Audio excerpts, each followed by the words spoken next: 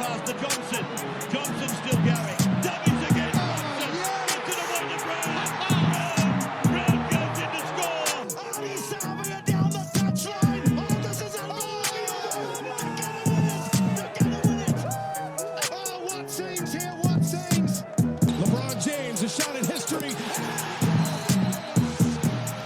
LeBron stands alone. The NBA's all-time scoring record now belongs to LeBron James. All right, let's rev it up. Got a front foot this straight away. Not going to lie. I've been hit pretty hard by the old benderitis. The voice is still hanging in there, but the dust levels, the energy levels, not quite what they usually are. Had a big Saturday night following that Warriors season coming to an end, unfortunately. And then last night at the Warriors Awards night as well, fair to say, ripped into a couple. Darren Frothiers there too, so... yeah, a couple big nights on the steam, the old Waitakere daiquiri, so looking forward to banging things out today, and hopefully this hangover clears ASAP. Geez, there was some good sport last weekend though, lots to get through today. Finals footy, man, that game on Sunday, boy did that deliver. Of course, a deep dive into that Warriors-Panthers game, some refereeing controversy, and the Warriors season as a whole. Got New South Wales Cup Finals footy still to go, so looking forward to that this weekend. The All Blacks, they got pumped, so we'll dissect that one. NPC footy, Black Ferns tracking along nicely in their World Cup, NFL, and all things in between. It doesn't slow down this week either. Yes, there may not be All Blacks, they may not be Warriors, but still some quality games of Rugby League. We've got NPC, we've got the Breakers back in the mixer, Champions League football up the mighty pool as well. How good is sport at the moment? Unfortunately, haven't heard from the TAB this week with a code, so all of you who love those, I think we're just going to run the week off this week. I know there were some big winners coming out of that Raiders versus Broncos game on Sunday, so perhaps the bookies are licking their wounds. And look, I'll do my best to get a code for you again next week as we march on. So sorry to the punters out there. I know a lot of you, it's your highlight. Please don't spray me in the comments. Last time I didn't have one. Shit, did I hear about it. But let's get straight into it. Talk all things rugby league and, of course, those games from last weekend. How bloody good were they? Let's kick things off with what is probably most fresh on my mind at the moment. Of course, Warriors Awards last night. As I said, had a few tins, slightly worse for wear, but still, shout out to everyone that walked away with some awards. Let's go over those now, discuss them a little in case you haven't seen them already. For the men's team, Rookie of the Year and the People's Choice Award went to Leka Halasima. No debates for me on either of those. I think Rookie of the Year, he was always going to win that. Shout out to Tanner and shout out to Eddie, who were both nominated as well. Tanner Stowers-Smith, of course, not Tanner Boyd. Both of them had great seasons. Tanner Stowers-Smith in particular, a bit of an unsung hero in terms of those younger lads coming through, but I thought he really stepped up to the rigours of the NRL this year and went great guns for us in some games where we really needed him to play slightly longer minutes than what he had in his NRL career in the past. Eddie, no denying this bloke is an exceptional talent. Can't wait to see him rip up in the years to come as well, but Leka, geez, he's going to win NRL Rookie of the Year in my book, so that was a no-brainer. People's Choice, for me, of course, I think the best measure of this is pre-game at Mt Smart when the players' names come up on the big screen. Whoever gets the loudest cheer, that is obviously the person, that is the people's champ, their favourite player. And every time Leka's name comes up on the big screen, Mt Smart just erupts. He's won the people's hearts, entertaining footballer, seems like a great bloke, just goes about his work, got a good story about him coming up later in the pod around his prep for Penrith too, and just how dialed in he is to become a better footballer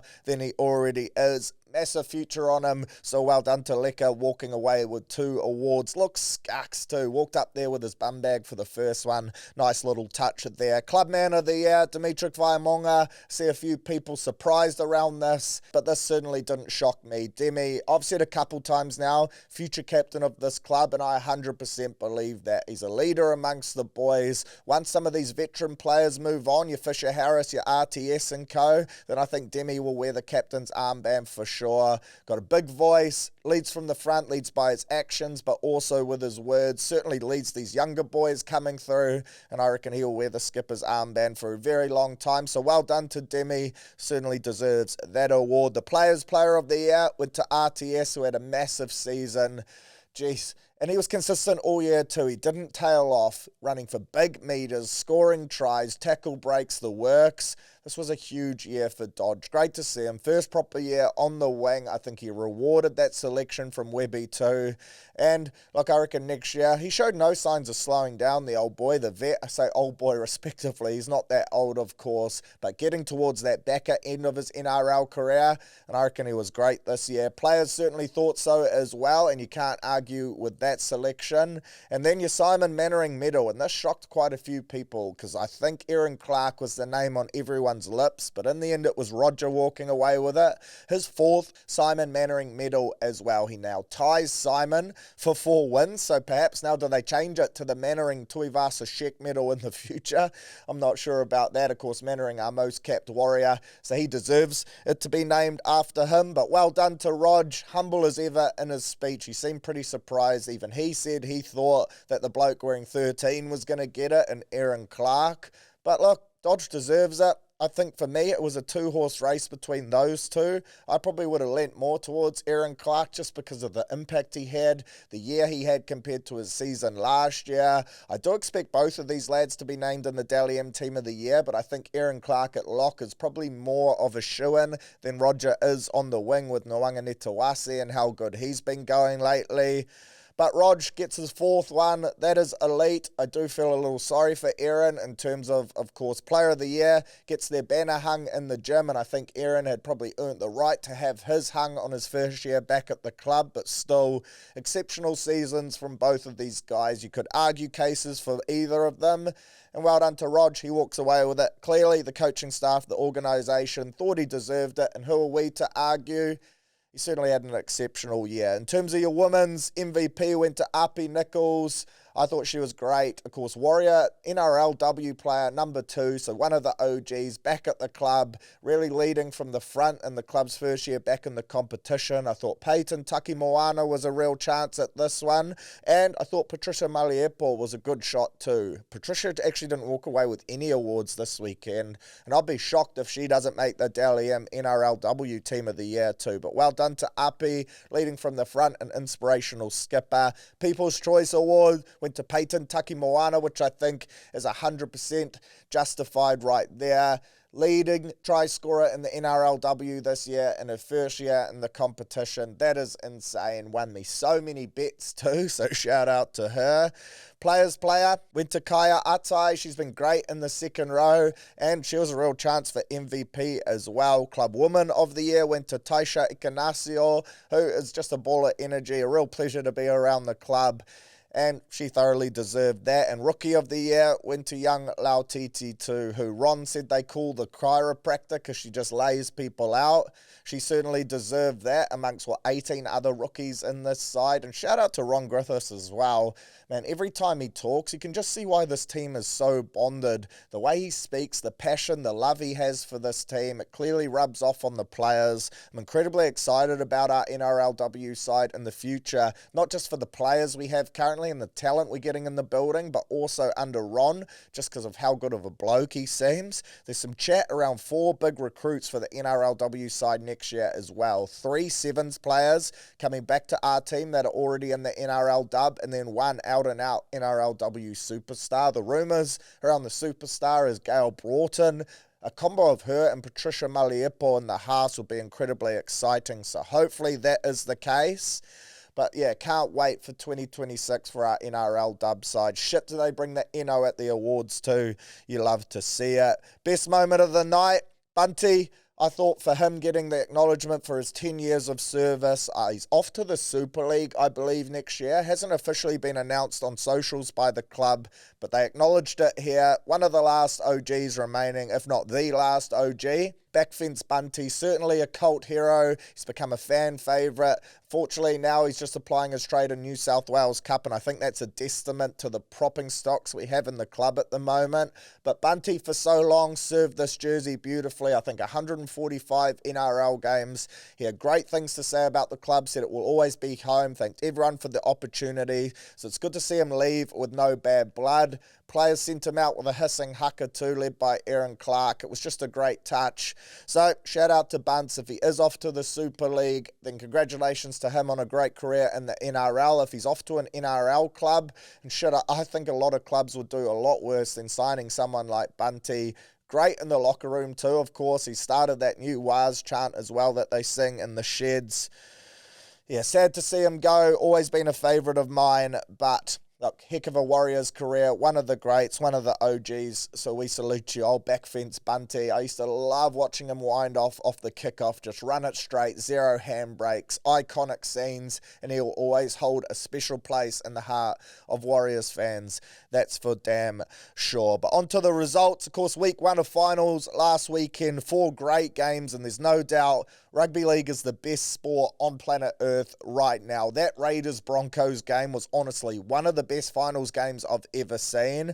I have to say the officiating across the weekend wasn't great. I thought that game saved it. Otherwise, the rest would have really been put under the spotlight. And Ashley Klein in that game, you could say he had a shocker as well. That one had everything. But let's kick it off first with Friday night footy. Storm 26, Dogs 18. Melbourne get the win, but still not quite at their clinical Melbourne Storm standards, in my opinion. I thought the Dogs were so tough in this one, hanging there right in the end in the face of massive adversity. They had plenty of positives to take away from this, despite coming away with the loss. You could argue that last try, look, that was just a roll of the dice play from Kikau, which ended up for a try for William Warbrick. So really, this one was probably 20 points to 18, more of a fair reflection, and everything the Dogs had to face both coming into this game under strength, plus in-game injuries. I reckon that is a massive salute to Serraldo's lads. For the Melbourne Storm, I thought Jonah Pizzette was unreal. First finals game, or at least his first finals game start, you'd have to say. I think I can say that confidently. Haven't done my research there, but I thought he looked so good in the 7 jersey. Strutted in with a bit of arrogance about him. Certainly thought that he deserved to be there, and his performance backed it up too. He didn't shy away from the big stage, and his kicking game, that was crazy. 739 kick meters. That 40-20 he hit, that was some elite ball striking. The way he kind of chopped through the ball, putting some spin on it. That's a kick that he has pulled out a few times throughout the comp this year, but he hit this one so beautifully, angled it perfectly. The orientation of the ball meant it was always going to kick out, and that was a massive play right there. Apparently the Bunnies have turned down a loan for him in 2026 to be their 7, which I certainly don't understand, because geez, you'd have to think he would almost walk into a starting 7 jersey and almost any other side in the comp. Actually, I shouldn't say that. Moses, Katoa and the likes are still better than him. But those teams struggling down the bottom of the ladder, I thought they'd go nuts for a Jonah Pizzette. Apparently not, though. Well done to him. I thought he looked great in the 7. Stefano Utoikamanu, for me, he was their next best. 54 minutes, 152 run meters, 14 tackle breaks for a prop. That is insane. Dogs, one of the best defensive teams in the comp. They missed a massive 61 tackles in this game, and 14 of them were on Stefano. He made his mark through the middle, of course. That's been the knock on the Dogs all year. Smaller 4-pack, can they go with some of the bigger bodies? Well, Stefano ran amok. He made 34 tackles for 0 missed as well. His form post-Origin has been massive. His second year at the Storm from the Tigers, and it's fair to say has taken his game to another level. I thought he was a real standout here, as was Ali Katoa. Had a try. He got the first of the game, actually paying $17 for first try scorer. If you had him on your slips, then well done to you. 163 run meters. His 2025 has to be one of the best of any second rowers that I can remember in recent times. The development in his game, he's a multi-level threat now. Great under the high ball, runs a great line, strong defensively too. His work rate has gone through the roof since joining Melbourne, and he is a pleasure to watch as well. His combo with Hughes all year has been deadly, but now he's showing he can do it without Jerome too, which is the sign of a quality player. Really keen to see how he goes playing for Tonga in the Pacific Championship as well. And then William Warbrick, he was the last Storm player I wanted to shout out because, geez, did he have a rough first half. Made multiple basic errors on yardage carries or dropping kicks, dropping passes. He was having a Barry Crocker, but geez, did he turn it around late. And man, he ran his arse off. 294 run meters, 80 PCMs, 10 tackle breaks, of course. Scored that last runaway try, which certainly helped his run meter stats, but only his third game back from a massive layoff due to concussion. It's great to see him hitting his straps again. To make those mistakes early in the game, not go into his shell, not allow it to rattle him and still punch out numbers like that. Again, another player I can't wait to see in the Pac Champs wearing the Kiwis jersey. Love me a bit of the brick, and I thought he bounced back beautifully in this game to put in a really good shift for the Dogs. Mentioned they dug deep, gave the Storm a real go. They lost Kickow for an HIA early doors. He returned from somehow. I thought he'd knocked himself out. Then it looked like he'd probably broken his eye socket or his jaw. That eye of his was swelling up every minute. He was doing bloody well just to be able to see out of it. Of course, through that error late in the game, but apart from that, I thought he was really good. And apparently, he's refusing to go for scans this week, which goes to show his eye socket probably is broken, whichever one it is, but he doesn't want to find out. That's finals footy. He'd rather just play through it. So well done to Big Billy Kicks. He's going to be crucial for them this weekend for sure, but of course they had that injury to him.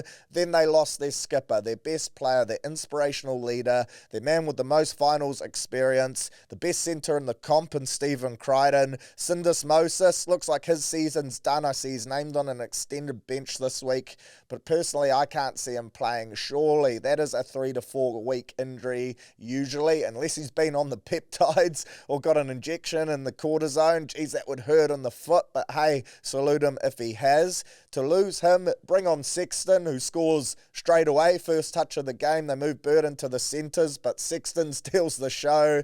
That was crazy. Talk about that roller coaster there for him. A bloke that was leading his team to first early in the season gets dropped for Galvin, comes into this game on the bench for Reid Marnie in a controversial decision, then comes into the game, scores straight away.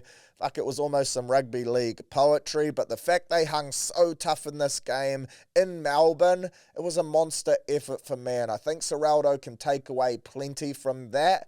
They'll still be kicking themselves that they didn't win. They had some opportunities to score some points that they didn't capitalise on and coughed up a couple soft tries, but still, yeah, look, taking on the Panthers this weekend without their skipper is probably going to be a bridge too far, but I thought the Dogs certainly didn't go down not swinging, not firing some shots in this one, and I think they would have walked away both gutted, but still pretty proud of their effort. I thought some players really stood up, and they certainly gave it their all. Super Saturday, speaking of giving it their all, Warriors 8, Panthers 24, and I 100% firmly believe the end scoreline doesn't reflect the closeness of this match. With what, 15 minutes to go, the score was 12 points to 8. The Panthers, they scored 2 converted tries in the space of 7 minutes to blow out the scoreboard and lock in their spot for week 2.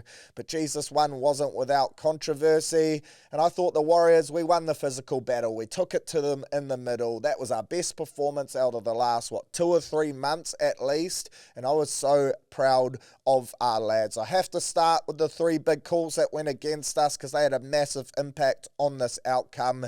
Don't get me wrong, I think the Panthers in the end deserved to come away with the win. I thought in the first half we had so much ball, possession, territory, just couldn't turn it into points. And that was a testament to this Panthers defense because we were certainly throwing plenty at them.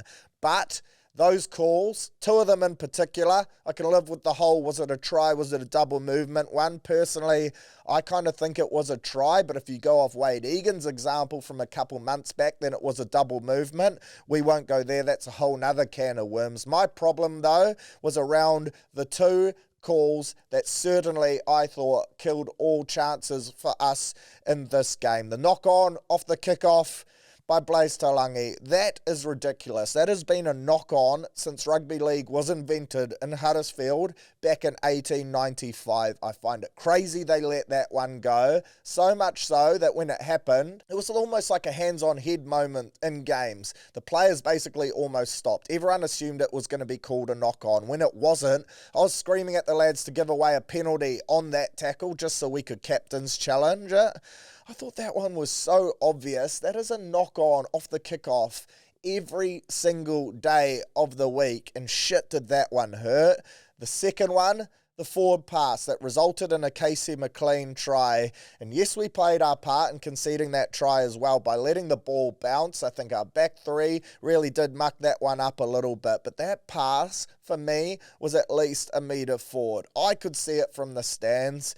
And I've had a few people ask me whether I think the bunker should be able to rule on forward passes moving forward. And when I first heard it, I was completely off it a couple weeks ago. But now the more I think about it, I think it could have its merits. Basically, the bunker, they're able to rule on offsides in the lead up to a try. They're able to rule on obstruction in a lead up to a try. So for me, I think being able to rule on a forward pass does make sense. It would come with one caveat for me, because I think the bunker is already so involved, and I don't want it to turn into the situation that rugby union has at the moment, where you can go back 2 or 3 minutes to rule out a try. For me, they can only rule on a forward pass if that forward pass comes within the tackle the try was scored on. So let's give an example. The Panthers, they score on tackle 4. Forward pass, we are able to go back and then look at that. If the forward pass was in tackle 2, they score on tackle 4. You can't go back and look at that, because for me, that's opening up a whole nother can of worms. So I do think there could be merit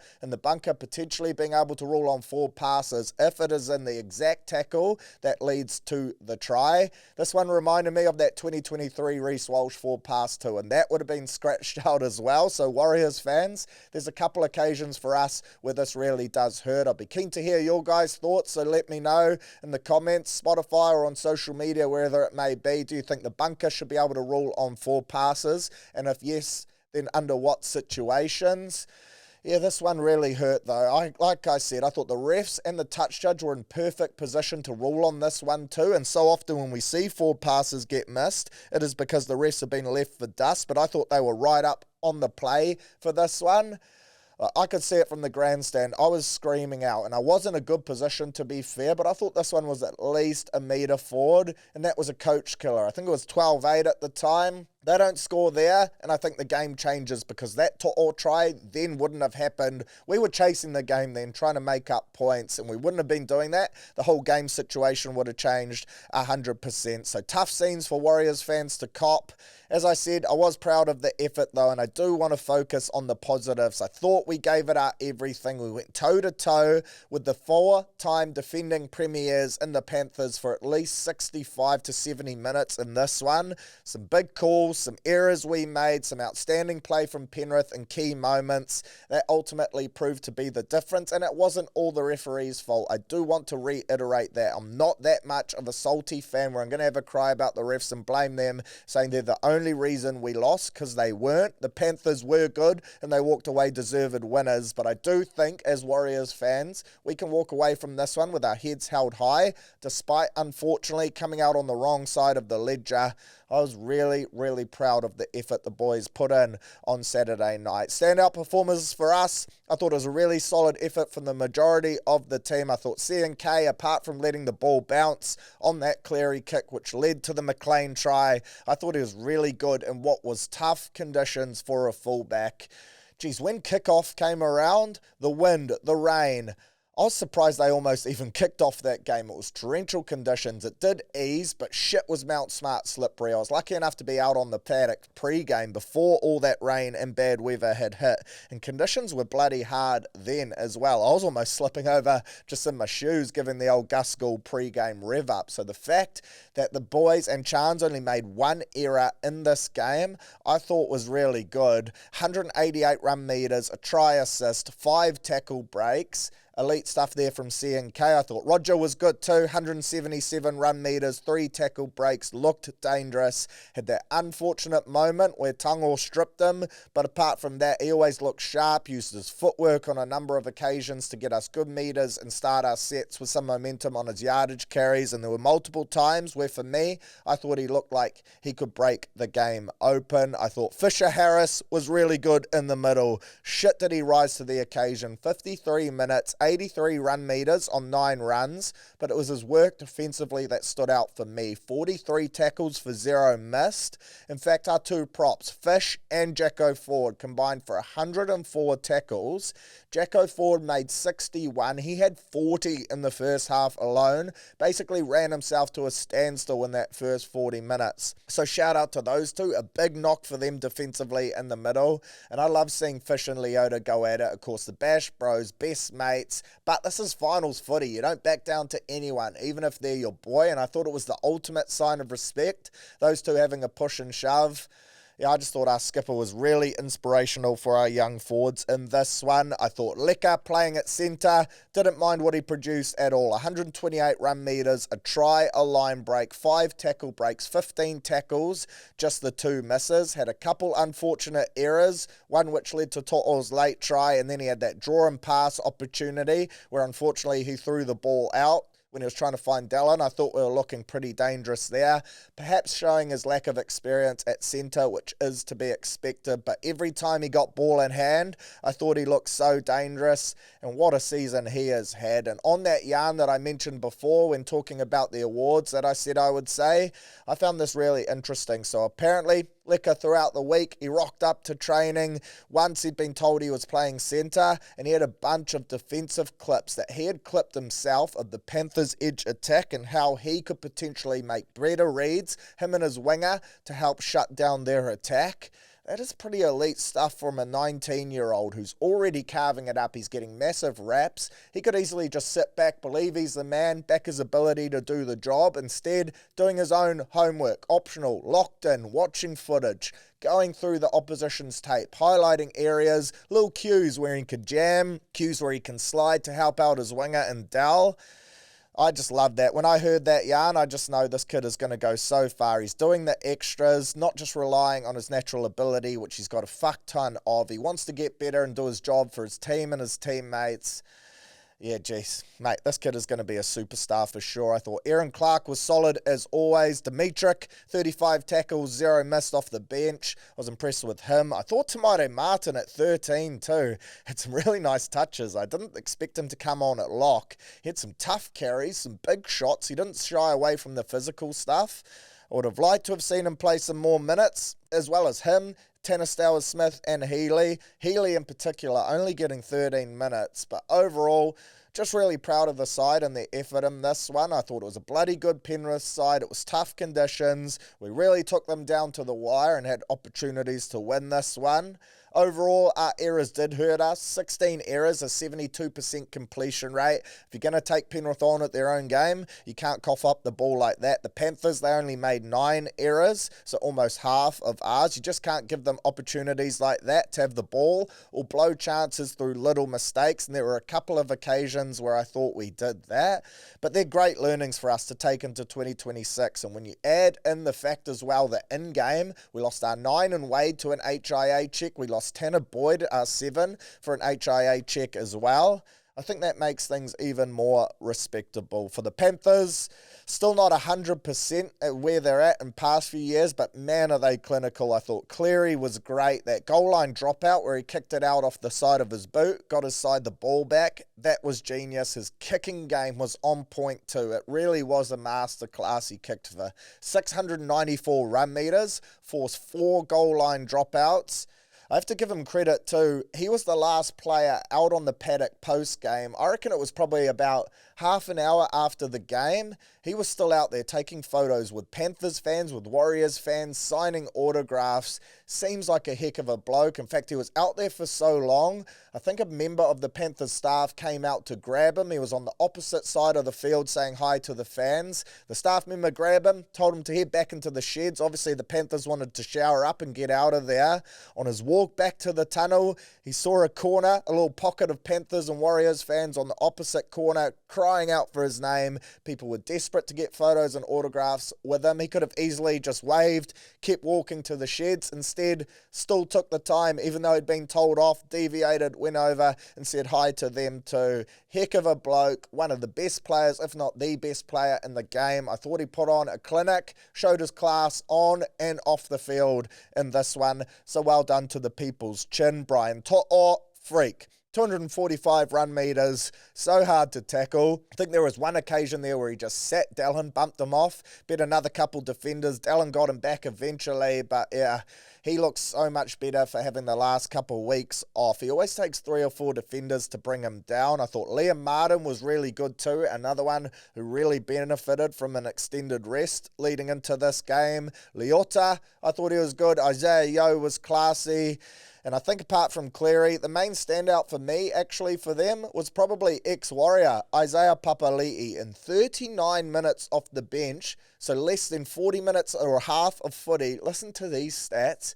182 run meters, scored the opening try of the game, made 20 tackles.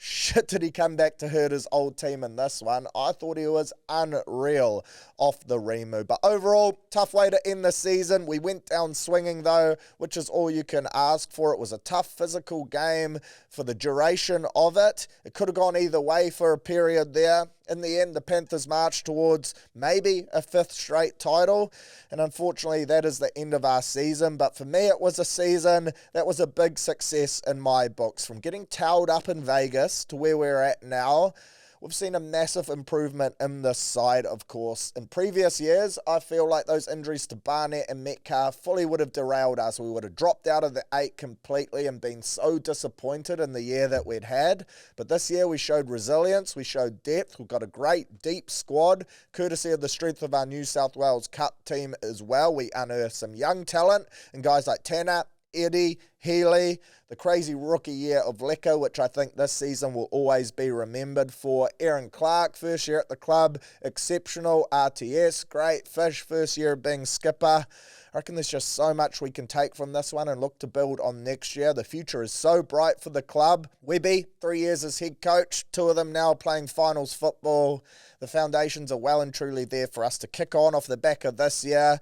And hopefully Metcalf, Barnett can be healthy. I think if Lukey Met had stayed fit throughout this year, then this would have been a completely different outcome. For me, we would have finished in the 4 and we'd have had a second life if we hadn't won on the weekend, and everything changes massively. But well done to the boys. Enjoy the off-season. If they're representing their nations, then we'll see them back out on the paddock shortly. A couple of them dropped down for the New South Wales Cup side too, which we'll touch more on shortly. But for me, this is at least an 8 out of 10 year for the Warriors. Well done to the lads and everyone involved in the organisation. Sharks, Roosters, 20 points to 10 it finished in favour of the Sharks. Not going to lie, didn't watch this one live. I was on the Steam, watched the second half of the All Blacks on my phone too, so I've only seen the highlights.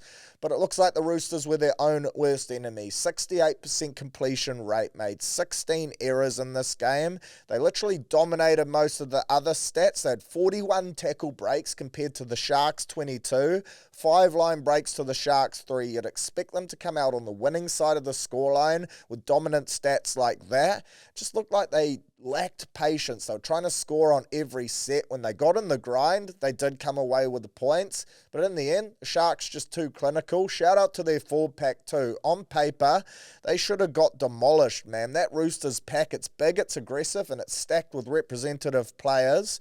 Apart from AFB, really, that starting Sharks pack, Brayley as well, of course. Not exactly household names. Only your real league fans basically know who most of these guys are. So full credit to the Sharks, knocking off one of the most dangerous sides in the competition. Their underdog status, they continue to love it. I thought as well, Trindle and Nico Hines were really good, and their back 3 was exceptional. Muli Talo, man, is he a character. He wanted to own that battle against Marky Mark, talk shit in the lead up. He's a confident lad, was talking shit in the game as well, and he backed it up. So well done to him, scored 2 tries of his own. I thought Will Kennedy and Katoa were good there too. And then Sunday, of course, the game basically which stopped 2 nations. My phone was going berserk. Every group chat I was in was lighting up. People couldn't believe what they were witnessing. What a game this was. It finished Raiders 28, Broncos 29. Part of you has to feel sorry for the Green Machine. They won this game twice, but ended up losing. It was absolute chaos. Has to be one of the best games I have ever watched, regardless of finals or regular season. I was bedridden on this day at a massive Saturday night. Only got up once to get my Uber Eats from the front door. That is how bad of a state I was in. But luckily, I set my alarm for the kickoff of this game. And shit, I'm so glad I did. Because this is one to tell the kids about one day for sure. Plenty of controversy. Lots of talking points from this one. I do have to say, Canberra, shit, they shouldn't have lost this game. They had opportunities, were up by 16 odd points. You should never lose a finals game from that. Fogarty misses a pretty easy kick, and Jesus, he had some bad moments and clutch moments so far this year where he should have iced games, hasn't been able to. This was another of those. I think it was Tamale who dropped it off the kickoff, opened the door for the Broncos to come back into this one. But geez, Reece Walsh, from the moment he came back on the paddock after that headbutt sin bin, he just lit up this game. And on that sin bin, I thought it was ridiculous that Hudson Young got sent off. I thought Ashley Klein, old AK-47 I've dubbed him, he had himself a Barry Crocker, made multiple bad calls in this game, but sending Hudson Young off for instigating a headbutt is just crazy stuff. If you're telling me that a player can't get up in the opposition's face and give them a good mouthful after they make an error or a mistake, then geez, that's what rugby league is built on. It's been happening for years. Look at Ronaldo Mulitalo. He'd be binned in there every game. And for me, Hudson Young, he played it perfectly. He got up in his face, but he didn't overstep the mark. Reece Walsh, 100% should have been sent. And if they were going to bin any Canberra player, I thought it would have been Joseph Tapine for being third man in and coming in aggressive, giving Reece Walsh a fair roughing up, and fair enough for him doing it too. I thought Walshy deserved it. But the fact that Hudson got binned alongside Walshy and then the Broncos got the penalty, that was just crazy for me. Good to see Walshy walking off, flip the old Canberra Raiders fans the finger as well. Love to see that type of stuff. I'm not sure if Walshy got into the toilet water in the 10 minutes he was off the paddock, and I saw Matty John say that potentially that binning was the best thing that could have happened for Walshy. He got a chance to get his second win, get his energy back. Canberra players fatigued by the time he comes back on, and he just tore up that edge. To me, he is in Hayne 09 form at the moment, just carrying the Broncos without Reynolds, without Ezra Mam. Walshy's just put them on his back, and his stats are just crazy. 12 points, a try, 174 run meters, 2 try assists, 8 tackle breaks, 2 40-20s, almost the 2-point field goal as well that hit the crossbar. He was just out of this world in that game, just tore up that Raiders right edge defensively too, putting on tries. I just thought he had arguably the best 15 minutes I've seen of a footballer put together in a bloody long time. Another guy who I thought was elite, Katoni Staggs, made some tough carries, 205 run meters, a try assist, 10 tackle breaks. He had some elite playmaking too. It's good to see him roaming, getting involved. He just starts their sets so well, and when he's in a mood like this, he's a devastating ball runner, so powerful and so hard to stop. I thought he was great. Their back five, to be fair, Walshy, Staggs included. You had Reece Walsh run for 174 metres. That was the least of all of them. Kirapani, 216. Staggs, 205. Shibasaki, fresh off being stood down for getting on the piss, he was massive, scored a double, 228 run meters, he was great. And then Dean Mariner at 181. It's hard to find a Broncos player that didn't play well, really. I thought Billy Walters was really good, 2 try assists. Payne Haas, 174 run meters. Jordan Ricky went the full 94 minutes, 47 tackles, 166 run meters. Carrigan, 181 run meters, 43 tackles. Yeah, down 16 with 14 points to go. They should never have come back into this game and got the result, in particular when they lost 2 players to the bin. Carrigan, I think he deserved that sin binning. That's been a binning all year, so I don't mind that one. He had bad intentions there. He just wanted to put a shot on Morgan Smithies, and full credit to Smithies. I thought he could have milked it even worse. Carrigan now gets a 1-week ban. But yeah, geez, 94 minutes, double extra time, then into Golden Point. Benny Hunt, probably his worst day of the year, worst performance of the year, but then he steps it up, bangs it over, only his second field goal in his career. That was great stuff from old Hunt the Cunt. I do have to say too, I forgot that was a rule around the charge down on Reece Walsh from Hoskins. Took out his leg. I didn't realise really that the penalty was 10 metres out from in front. I'd forgotten about that one. Jesus, had a crucial rule. I thought that was a huge call that almost gifted them the extra time. But well done to the Broncos. Shit was Madge up and about around that too. They're an exciting team to watch.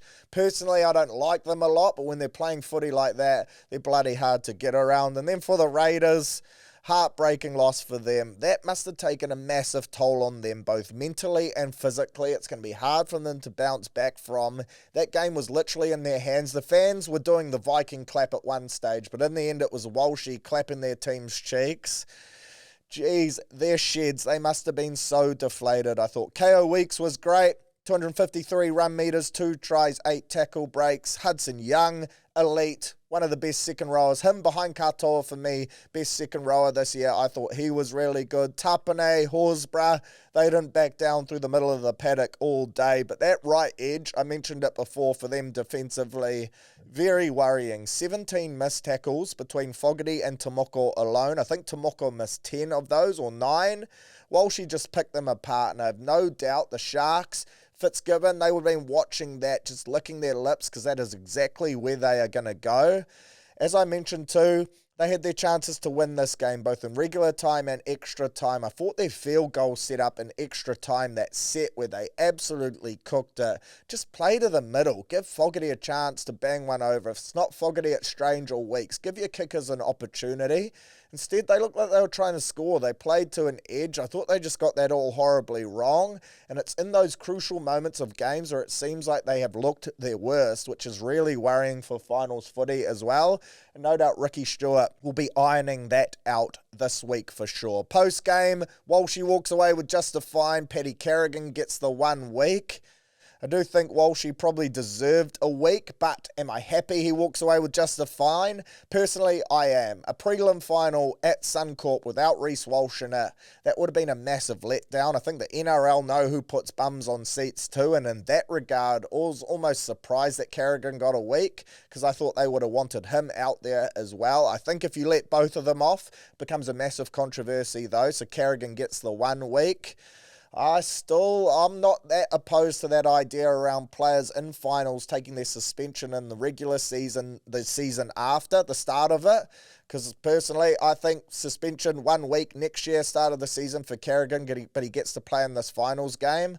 I wouldn't be that mad at that, to be fair, although then you open up the door for some rogue-ass shit to happen in finals games. So I do get it as well. Billy Walters, ACL damage too. Apparently going for scans. They don't know how bad it is. I don't know what moment he suffered this in the game, but he played through and he had a fucking good game. Shit, has he been the unsung hero for them? I think he's been elite since moving into 6, and he was bloody good for them off the bench and starting at 9 too. He's had a massive year. I was always one of those guys who only said he only made the team because his dad was at the helm. Well, Kevy's gone and he's playing some fucking good code, so well done to him. Interested to see how bad that ACL damage is. Hopefully he is able to play. I think he deserves it. Adam Reynolds due back from his hammy injury for that prelim too, which will be a big boost for them. But I'm really interested to see how they use him. He's their skipper. He's their half. Do they bring him straight back into the 7 jersey? Do they bring him off the bench? Do they want to risk ruining this dynamic, or potentially ruining this dynamic of this spine, where it looks like Hunt's just kind of stepping back and letting Walshy run the show, and it's worked so well for them over the last month or so? Do they play around with that? I'm not so sure. Madge has some tough calls. He's their skipper. You literally have to bring him back in. But how they do so, do they go that Cody Walker method where they were using him off the bench, the Bunnies, towards the back end of the season? I think there could be some logic in that. But on to this week we go. Semi-finals footy, 6 teams remain. Storm and Broncos booked into the prelim. 4 teams now to battle it out to see who meets them next weekend. Saturday night sees the Raiders take on the Sharks, 9:50 p.m. 6-day turnaround from the Raiders. How big of a toll will that have played on them, that game? They had to go in deep. They'll be stinging. They would have been emotional. They would have been rattled. Can they bounce back? No changes for them. to their 17 that went down last weekend. So Ricky, he's picking and sticking, staying true, backing his boys to bounce back. They will have redemption on their mind for sure. For the Sharks, prop, Tom Hazelton, he's listed among an extended bench. He looks to return. Apart from that, though, no real changes for them too. Interesting game, this one for me. The Raiders have only won one of their last 5 finals games. The Sharks, though, they've only won one of their last 6 games at GIO. Raiders have a great home record there, and I think they haven't lost a game of night footy this year. They love those conditions. I think the home crowd will get them over the line. And saying that, though, I'm not 100% confident on it. You could convince me otherwise just because of that game last weekend. The Sharkies, they're coming in massive underdogs. They've got momentum too. They've won 8 of their last 9 games now. They've knocked off a deadly Roosters side. They'll be feeling pretty confident about their footy at the moment as well. This is going to be an interesting watch. It's going to take a hell of an effort from the Raiders to get up. They're going to have to show a shit ton of resilience. And then the reward, you book yourself a trip to Melbourne for whoever wins this game, which isn't easy. And for me, the Raiders losing that game, actually now, I don't think they can win the comp because I think they've had to take the long route and it will take too much out of them. But I'll back Ricky Stewart, boys, to bounce back in a really close game. I got the green machine, but just wouldn't be shocked as well if the Sharkies do get up. And then on Sunday, Dogs versus Panthers at a core, 6:05 p.m. kickoff. Bulldogs, they've got a number of changes forced by injury. Matty Burton slides into the centres to replace Critter, who is named on an extended bench, as I said, but personally, I can't see him playing. He's in jersey 23. I don't reckon he'll be good to go. I think they've just chucked him there just to dangle a bit of a carrot at Penrith and say, look, is he a chance? Is he not? So that they have to do some prep for him. I just can't see him being able to go. Lockie Galvin, he takes over from Burden at 6. Sexton starts at halfback. Bronson Cherry, he's back from concussion, takes his place in the centres. Reid Marnie comes back onto the bench as well in jersey 17. Marcelo Montoya, he's another one named on an extended bench. He tries to push his way back in. And Ari Tuala, of course, ruled out for this one. So potentially a lot of big moves for the Dogs. Keep an eye out on their team. 24 hours and an hour out from kickoff. Let's see what Seraldo is able to muster together. They're just a bit down in the dumps at the worst time of the year, it seems, although, like we saw last week, they won't roll over. They will throw everything at this one. Packed a core stadium too. This is going to be a heck of an atmosphere for the Panthers. Same 17 that got the job done named, but Mitch Kenny named on an extended bench. The chat around him last week was that he was 1 to 2 weeks. Missed the Warriors game, of course, so maybe he's a chance, and he would be a massive addition to this Panthers side. I reckon he would be a huge in for them. I just can't see Cleary losing this game. His finals footy pedigree is so good. A core stadium is going to be humming. Dogs fans will be out in massive ways. They're expecting 70,000+, and they will get behind their team and try and give them a big lift. I just think without Critter, it is going to be a bridge too far for them.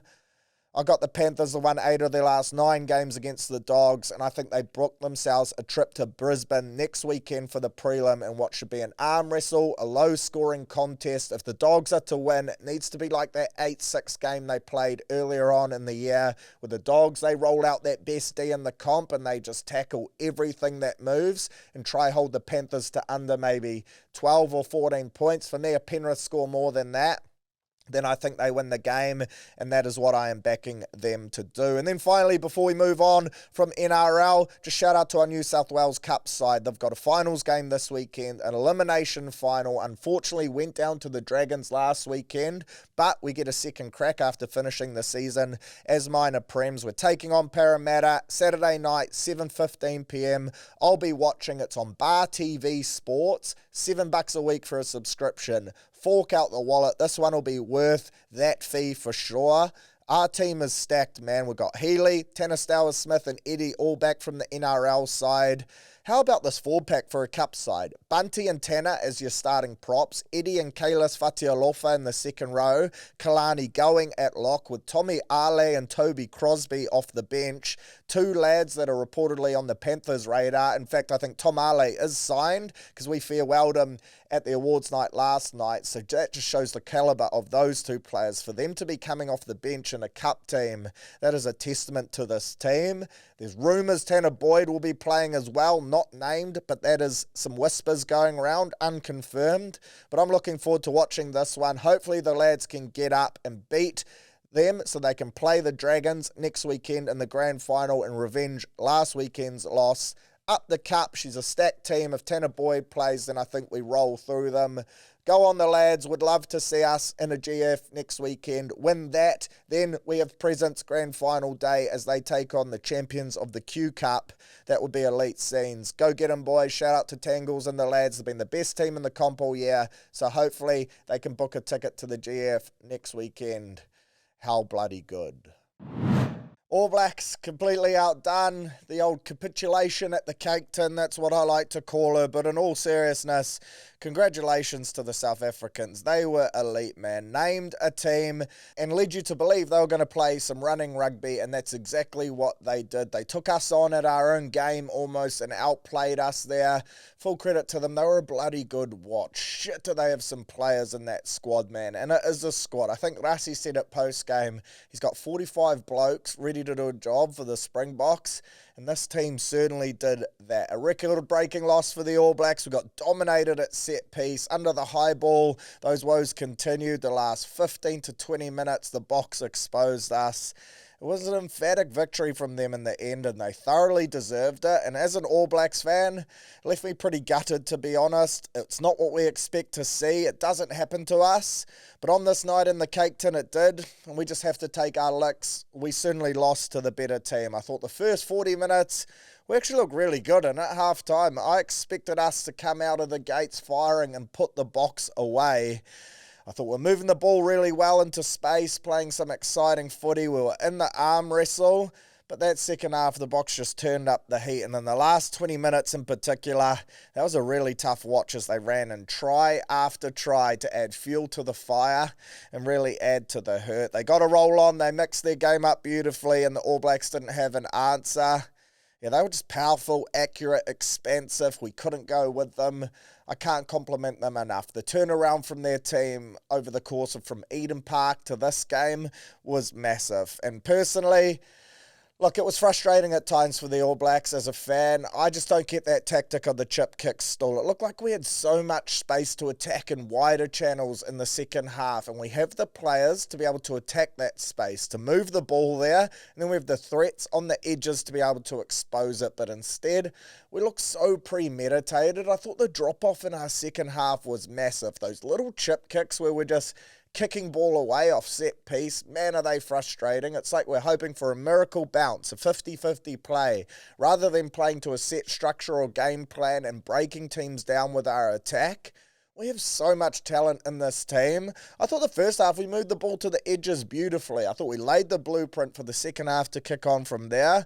I just couldn't work out why we completely changed, and that's been a real problem for me. Alongside our consistency has to be our inability to adapt in-game. There appears to be a bit of a disconnect there between the coaching, the leadership, and how things are playing out on the paddock, and I get that we're down some troops at the moment, in particular in the 9 jersey, where we're lacking a bit of experience, but still, this team on paper should never have a scoreline like this put to them. I mentioned before that inconsistency hurts. When you look at it right, first test and third test against the French, we were pretty bang average. Second test against Argentina, we were average. Second test against the Springboks, now we were average. It looks like we can get up for games, but then we struggle to remain at that intensity. The Boks were at that intensity, and shit did they make us pay. Our set piece got killed. You have to worry how much of a loss Mike Cron has been. When you look at that Wallabies set piece and how well they are humming now at the moment under him, it doesn't appear like Jason Ryan is getting the same out of our pack. Again, Lomax and Tamaiti Williams came on at scrum time and we got dominated. And our line out, man, I think it was 17-10. We had a 5-metre defensive line out. We go with a 4-man line out. Tupou Va'i runs a slip, and then we throw to the back at Scotty Barrett. We miss the lift. The Boks get the ball, and they end up scoring. I just don't get that thought process at all. Surely you just go up at 2, win the ball, exit. See you later. We get out of it from there. It just looks like at times we're overcomplicating things. We're rolling with premeditated calls that are often the wrong ones. And yeah, we just got beaten up in this game. Full credit to the Boks. Pretty much 1 to 23, they all stood up. As I said, they played an exciting brand of footy. Again, they exposed us under the high ball. And another part of our game that I think we're not being able to execute at the moment is our transition attack off the back of counter-attacks, because we just can't win the ball off the high balls, and that's where we look so deadly. Guys like Will the Thrill in that, and broken play, that's where they light teams up, Bodie in that as well, but instead we're having to attack off set piece because we can't get any kind of ad-lib counter-attack play going, and shit, is it hurting us? Yeah, I don't know, man. Just disappointing. At the same time, I don't want to overreact, though, because the week before we were so good. I think for me, it just comes back to now that inability to get up on multiple occasions. It seems like we almost need that Eden Park hoodoo or a bit of a rocket up us in order to get our best footy out of us. I have no doubt that the cake tin is cursed. We've won 3 of our last 10 games now there, and that play certainly played a part in this result. The 9 jersey, that could well be cursed too. I feel sorry for Noah Hotham. I was surprised when he got named to start at 9. I thought they would have gone Finlay Christie at 9 and Hotham off the bench after Christie got the job done at Eden Park. Instead, they started him. He didn't last long. Another foot surgery coming up for him. That is brutal. I think it's the other foot too, so that really hurts. Yeah, look, there's so much for the All Blacks to work on. Where to from here? Well, I said it's not panic stations, and I expect us to bounce back in a major way. I think the Eden Park factor will get the lads up, as will that loss, and not wanting to lose the Bledisloe to the Wallabies. So that's not going to be a problem for us. I'm really looking forward to that game next weekend at Eden Park.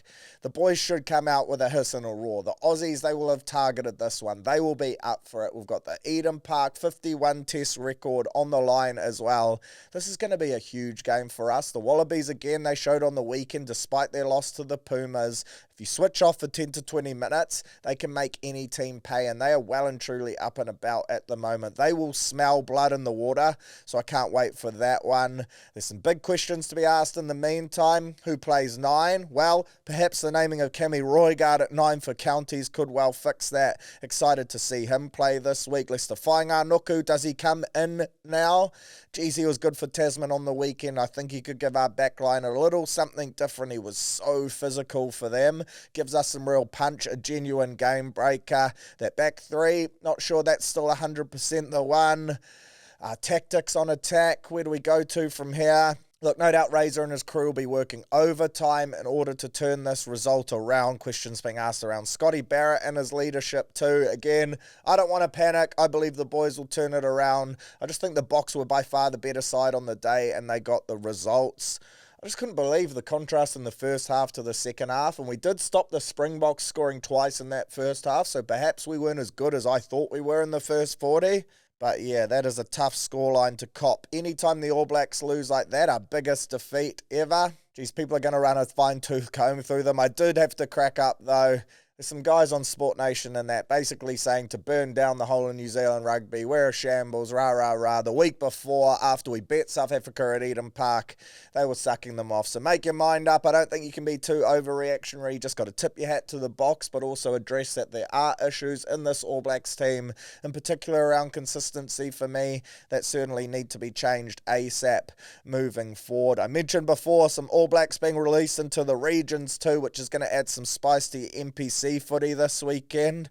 I'm so excited to see Roigard back in action. I did see as well, and this was an interesting talking point, TJ Perenara being asked on his socials whether he would potentially ever come back and play for the All Blacks if they threw out the old SOS. Of course, ineligible at the moment.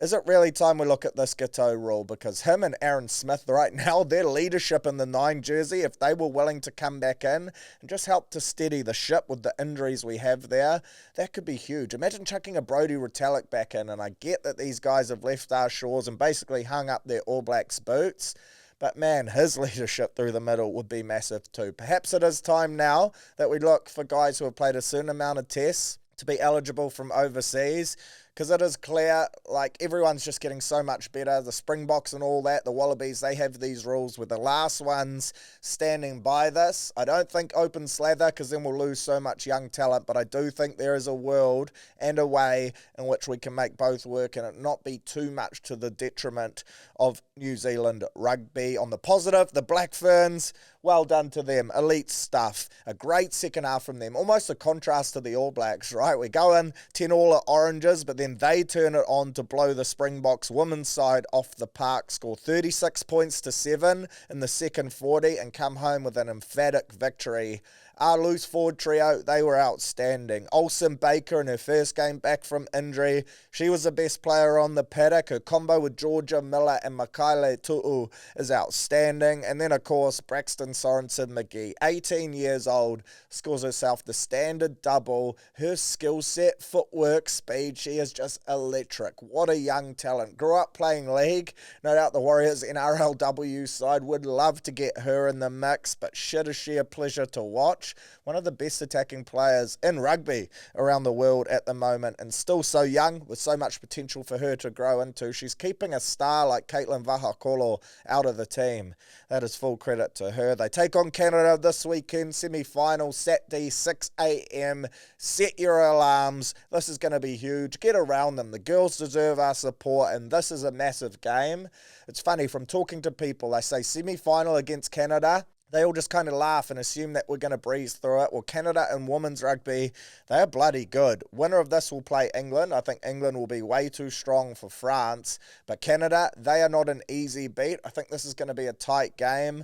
A woman, though, after the back of that performance against Ireland and then that second half against South Africa, they come in pretty good form. And I'll certainly be backing them to get the job done. So up the mighty Ferns. NPC, big results in that last weekend. We had Northland beating Wellington 43 points to 26 at home.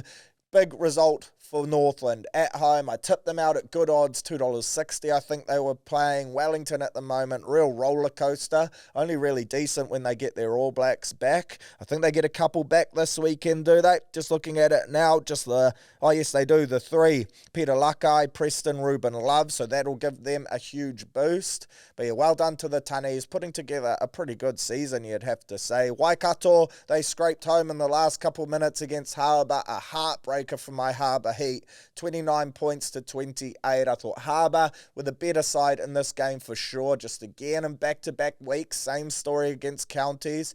Couldn't quite just finish it off. You can't question the pride the lads are playing with, but I think when it comes to the game-winning stages of this game, we're just unfortunately not executing exactly how we would want to be. So that was another close loss, a tough one to swallow. I do believe, though, the lads had a culture sesh on the weekend, so hopefully we see that result of this weekend, Sunday, against the Tunnies at home in what is going to be a huge game.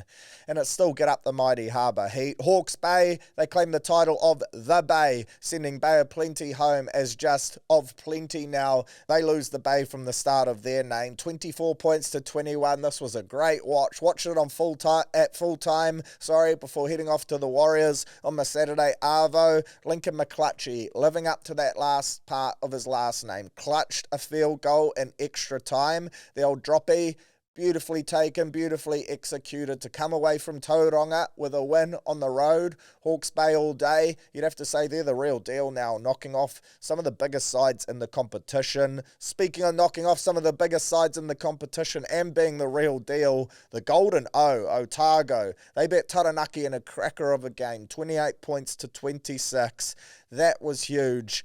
Love watching Otago play at the moment. Their loose forward trio, Leo, Willie and Casey, exciting to watch. They've got a hard-working forward pack. And then with the likes of Pledger and co, Miller in the 10, they've got an exciting back line, plenty of talent out wide too. Yeah, they're a decent side. They've got a Shield Challenge this weekend as well, which is going to be exciting to watch. Hopefully they get up and then Harbour can knock them off next weekend down at the Sistema Lunchbox. I think they get George Bauer back for that game too, do Otago. So that is a massive inclusion for them. Canterbury getting no one as well. So watch this space. Speaking of Canterbury, they defended the Shield with a 25-odd phase last-ditch attack in the final minute to get the results. Massive from them, 31 points to 25. They defeated a brave Markhor side who, look, I thought they were going to win it there. They took them right to the death. I was screaming at Canterbury to take a drop goal. I wanted Canterbury to win, of course, so Otago could beat them this week. That scenario that I just explained before. But yeah, I was surprised Canterbury didn't snap the drop goal. In the end, it worked out for them, though. They scored. And for me, this was just a great example of NPC footy at its finest. Packed stadium, Sunday Arvo, log of wood. It shows how much it means to even a province like Canterbury, who's had so much success. Tasman, shit, did they want it? They got up for it. Leicester Whainganuku, outstanding, breaking tackles left, right and centre in the 12 jersey. But in the end, the class of the Red and Blacks just shone through and they came away with the result.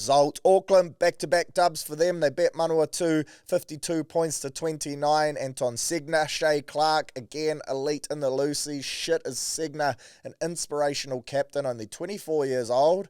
Fuck me, he can motivate his side. He's so important to this team, and I thought Caleb Tangito looked really good, running a muck out wide as well. And then Counties, fuck, didn't see that scoreline coming, and apparently they struggled to get down to Invercargill due to weather. They had delays. They landed at 2 a.m. that morning, but then rolled out and pumped Southland 64 points to 10.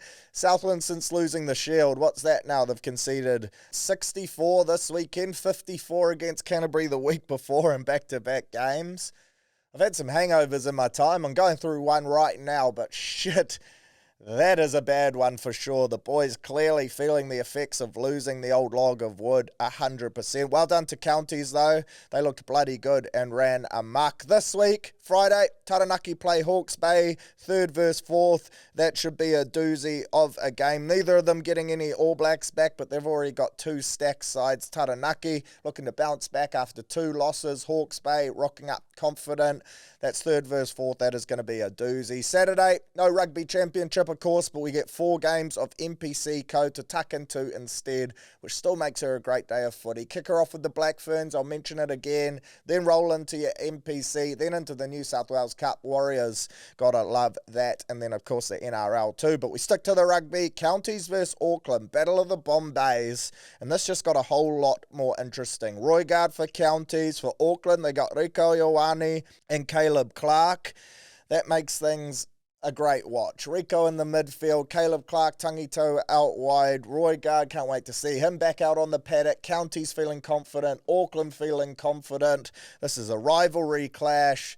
That one could really go either way. Looking forward to it. Wellington, they'll take on Southland. Feel sorry for Southland. I think they're going to get humped here again because, as I said, those All Blacks are back. Tasman take on Waikato. Waikato boosted by Samipeni Finau, Jacobson, and Anton Leonard-Brown. They were boosted by that as well when they lost the Shield to Southland, though, so maybe their impact won't be as big. Look, I think Tasman will be feeling the effects of not winning the Shield last week. They are at home, though, so I expect them to be too strong in what should be a tight game. Leicester Whainganuku playing for Tasman too. That should be a good battle in the midfield right there. The Shield Challenge, this is going to be a big one. Canterbury up against Otago. Elite game here. 1v2, 4:35pm. Both playing some great code. Both coming in off big wins against 2 of the best teams in the comp as well.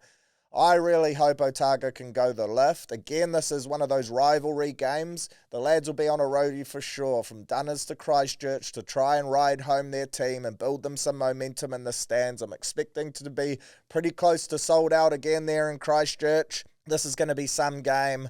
I'll back Otago in at massive odds. Why not?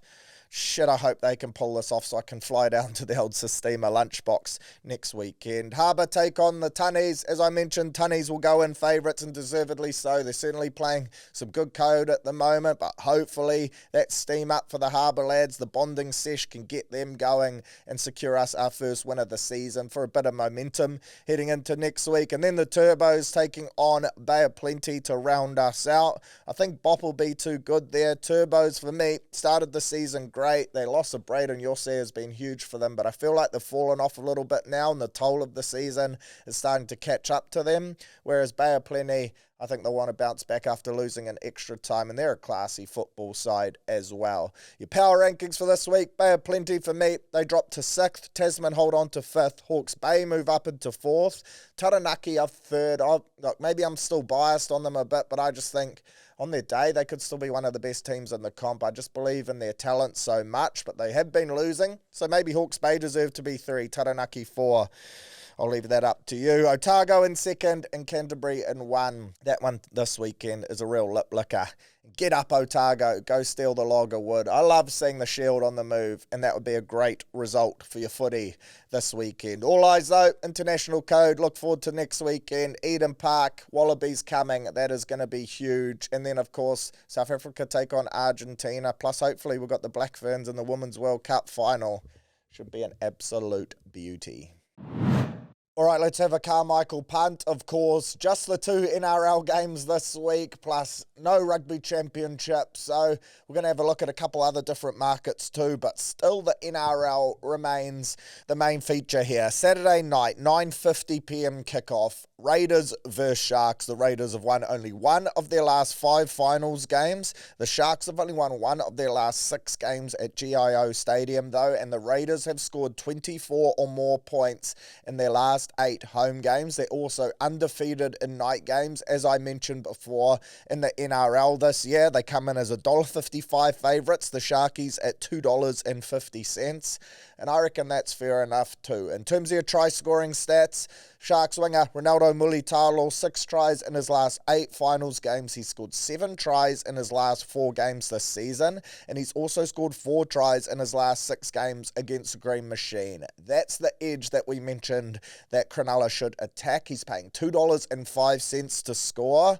I reckon that's some real value. His centre partner, KL Iro, as well. 1 try in his 2 career games against the Raiders. Hasn't scored in his last 3 games, which is incredibly rare for him.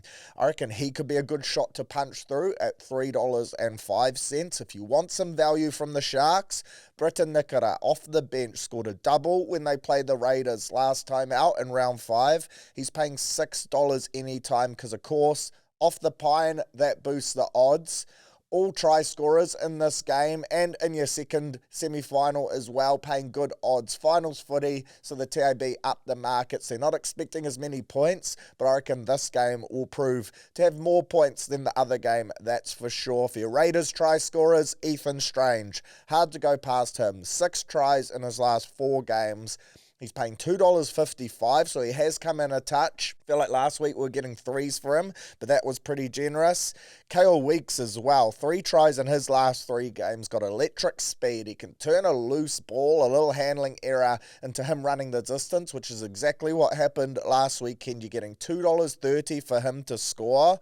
And weirdly, the Canberra player with the best try-scoring record against the Sharks playing in this game, Corey Horsburgh, 50% try-scoring rate against them. 3 tries in his last 6 games against the Sharks. He's paying $8 anytime. That's fucking juicy right there. He was bloody good on the weekend. Doesn't score often, but if you think he can here, $8, that is certainly worth a cheeky little swing. My same-game multi in this one, I like Ronaldo Mulitalo, Strange, and either team 1 to 12 at $6.86. Remember, same-game multi misses by 1, you'll get your money back in bonus cash up to $50. That either team 1 to 12 at $1.73. I reckon that's a good bet. I do like the Raiders to back up and still get the win. I expect it to be close. And there is actually a special, round 29 special, which you will find in the NRL screen on the TAB app. Click into it and you will see Raiders highest scoring team across the weekend option, $2.02. I truly believe this will be the highest scoring out of the 2 games. Raiders, that stat I mentioned, 24 or more points at home in their last 8 games. If they can score that or over, they should win that game. So back them in there. $2.05. I reckon that's pretty juicy. A good little leg to chuck on a multi, that's for sure. Sunday, Doggies versus Panthers. Atmosphere going to be electric. Dogs, $3.45 underdogs. Panthers, $1.32 favourites. The Dogs have only won 2 of their last 7 games, so they're in pretty average form to finish off the season. The Panthers have won 8 of their last 9 games against the Doggies as well. For your try scorers, Jacob Preston, 4 tries in his last 2 games against the Panthers. He'll be running at Blaze Talangi, which I think is a really good spot for them to target on attack. So $4.40 for him is bloody good odds. For the Panthers, Brian To'o, of course, scored last week. He scored 3 tries in his last 2 games against the Dogs. You're getting $1.91 for Bizza. That's not bad. Casey McLean, 4 tries in his last 3 games. You can still get $2.55 for him, which is good value. And speaking of good value, your Ivan Leary option for this one, Luke Garner, 75% strike rate against the Dogs. 3 tries in his last 4 games. He's off the bench as well. $7.75. Not the worst option there. You could also jump on a milestone media if you were feeling Leary as well. Moses Leota playing his 200th NRL game, one half of the Bash brothers. Not sure if they're still boys after last weekend, but he's paying $8.75 to salute. My same game multi for this one, I've got a conservative one here. I like the Panthers to win. I like the under total points, and I like Brian To'o to score. I reckon that's a good shout there at $4.91 with a single little try scorer swing on Lukey Garner off the bench. Maybe a last try scorer bet. That could be a decent shout right there. Any game to go to Golden Point across the weekend, that's another of these round 29 specials on the app as well. $7.50. Why not? I'm not sure which game it would be. I expect both to be reasonably tight. I think next weekend I'm definitely jumping on that, and the odds will reflect it. Probably won't be as high as $7.50, but $7.50 for either game to go to Golden Point. I reckon that's worth a lazy tenner as well. If you hit big on those games last weekend, then well done to you. Still a decent weekend to reinvest. All Blacks, if you want to get in early on these odds against the Wallabies next weekend, we're paying $1.20, which I was surprised to see us that short. Aussie at $4.40. I reckon that'll attract a few of the haters for sure. A few people that still aren't convinced the All Blacks are going to get up and go at Eden Park next weekend. I think the Eden Park factor plays a massive part in why we are such firm favourites. But All Blacks 1-12 at $3 for me. I expect that to come in. I think the market will respond and people will jump on that. The Wallabies, they're no joke, and I reckon it's going to be close. They'll be up for the bled. This would have been the 2 games they would have targeted. If they want to win it off us, they have to beat us at Eden Park. Otherwise, if we beat them there, lose in Perth, we stay holders. That's just the way it rolls. So $3, 1-12 for the All Blacks next weekend. I'm going to jump on that early, so lock her in. I was surprised to see Argentina paying $5.75 as well. Pretty crazy odds. I do expect both home sides to win in tight games though, and $5.75 for Argentina given they just knocked off Aussie and Australia. Geez, that's not the worst use of a $10 note either. Black Ferns, shout out to them this weekend. $1.55 favourites up against Canada, paying $2.40. I like our Black Ferns to win, but 1-12, paying $2.70. And a little same game multi, why not? Go Braxton Sorensen McGee and Georgia Miller into the Ferns 1-12. You could even go Braxton for a double, because when she scores in multiples. Do expect this one to be a tight one, as I mentioned before, though. Canada won't roll over, and I think England will be way too good for France, but there's almost no point punting on that one. England are such short favourites up the mighty Ferns. The break show, they're back, baby. First game of the season, and it's a home game tomorrow night, Friday night basketball up against the Brisbane Bullets. I reckon we're on. We're $1.73 favourites. I really like the look of our roster this year. Some great imports. I'm so keen to see that backcourt combo of Parker Jackson-Cartwright and Isaiah Brockton. I reckon they're going to be elite, and that American centre, he was a great pickup too. You got Kareem Lopez. We've got a deep roster. I reckon we kick things off on a winning note. Probably chuck a little same game multi on that one too, around some points and rebounds and things like that. But $1.73 if you're looking for a single leg from this game to add to your sporting multi across the weekend. Don't mind her at all. And speaking of sporting multis across the weekend, NFL, holy shit, did your boy go off last week. I gave you 9 head-to-head tips, and I hit on all 9. Fuck me. Wish I put it into a multi. Got the lads at the TAB to price her up. She was paying $29.36. What an idiot. I am now 13 of 14 on my NFL tips so far this season. A lot of them, yeah, they're back in the favourites, but it's still hard to do that in a game like the NFL and go on a roll like that. So 13 out of 14. If you're not jumping on my tips so far, then get around me. In saying that, now I've said that this weekend, I'll probably shit the bed, but still, you best believe I'll be multiing my selections up for this week. That's for damn sure. I've got the Bills to beat the Dolphins tomorrow in a major way. I reckon they will pump their weekend. That's a good one for a same-game multi. Get on Cook for an anytime touchdown for sure. I like the Colts to beat the Titans. I like the Buccaneers to beat the Jets. Eagles, I like them to beat the Rams in a close game. Seahawks to beat the Saints. Chargers to beat the Broncos. That should be another goodie, but I'll back the Chargers in. And then the Ravens to beat the Lions. So let's see how we go there. Still plenty of sport to punt on. Of course, you got the Champions League.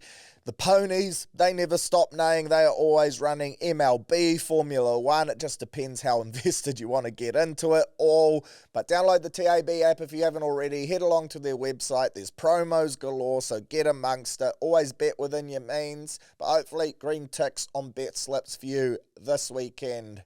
How bloody good would that be? All right, that's us. Time to call her a day. Time to get some rest for me. The dust, she's still lingering, although managed to bang her out. Hopefully you enjoyed the pod. As always, thanks to the TAB. Really appreciate their support. Enjoy your weekend of sport. Good luck on the Carmichael punt. And I'll catch you back here, same time, same place, next Thursday. How fucking good.